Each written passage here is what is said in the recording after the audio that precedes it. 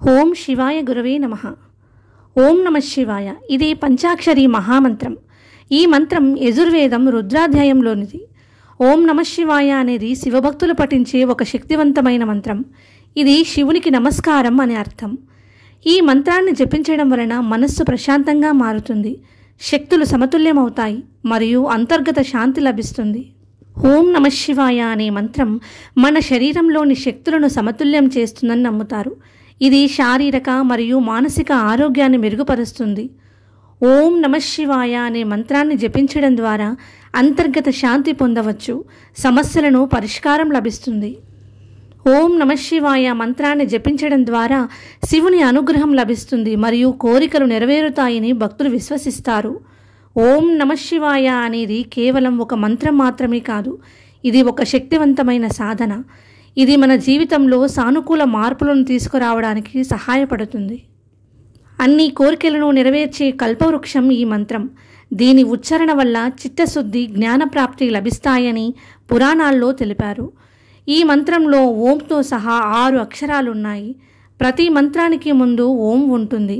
కాబట్టి దీన్ని వదిలేసి లెక్కిస్తే 5 అక్షరాలే అని ఓంకారాన్ని వదిలేయరాదు.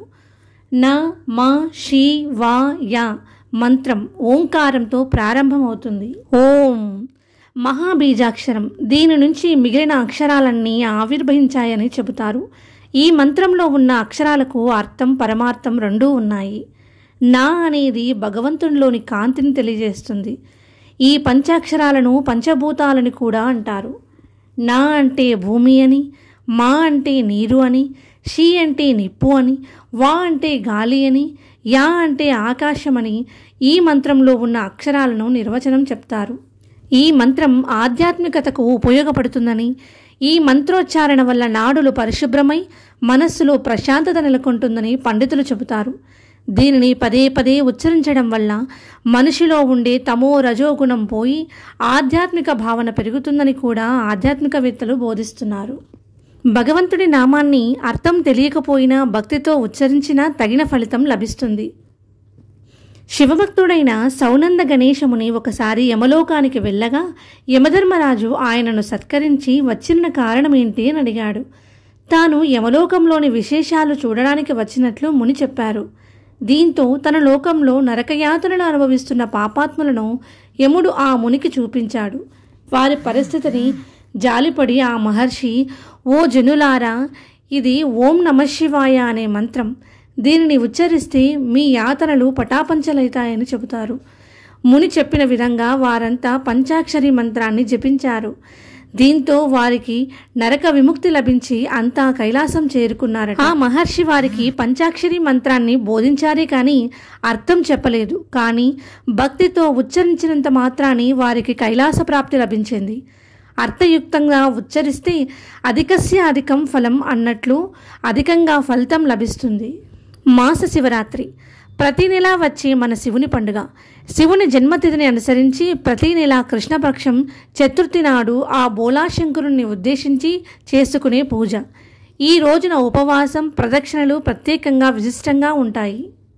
చంద్రమా మనసో జాతః అని పెద్దలు చెబుతూ ఉంటారు. అంటే చంద్రుడు మన మనస్సుకు కారకుడు. చంద్రుడు క్షీణదశలో ఉన్నప్పుడు కేతువు ప్రభావం ఎక్కువగా ఉంటుంది. కోపం, చిరాకు, దూకుడుతనం, జీర్ణశక్తి మందగించటం, నిర్ణయాలు తీసుకునే సామర్థ్యం లోపం ఇటువంటివి తలెత్తే సమయం. అందుకే ఆ చంద్రుడిని తలపై పెట్టుకున్న వారిని శరణు వేడుతారు. బోలాశంకరుడు 4 చుక్కలు నీరు పోసి 3 దళాలుగా ఉన్న బిల్వపత్రాన్ని మనసారా పెడితే సంతోషించి వరాలనిచ్చే వరదేవుడు. కష్టపడి ఏ పూజ చేయవలసిన పని లేదు, ఏవేవో వస్తువులు సేకరించి పెట్టవలసిన పని లేదు. జీవయాత్ర చాలించిన జీవిని అందరూ వదిలేసినా కూడా నేనున్నాను నీకు తోడు అంటూ శ్మశానంలో కూడా సదా నివసిస్తూ ఉండే మార్గబంధువు. లోకాలలో ఏ కష్టం వచ్చినా నేనున్నానంటూ ముందుకు వచ్చి కాపాడుతున్న పరమాత్ముడు. అధికార గర్వంతో దుర్వాస మహర్షిని అవమానించిన దేవేంద్రుడు ఆ మహానుభావుని శాపం, కోపం కారణంగా తన సమస్త సంపదలు సముద్రం పాలు అవ్వడం చూసి ఉండిపోలేకపోయాడు.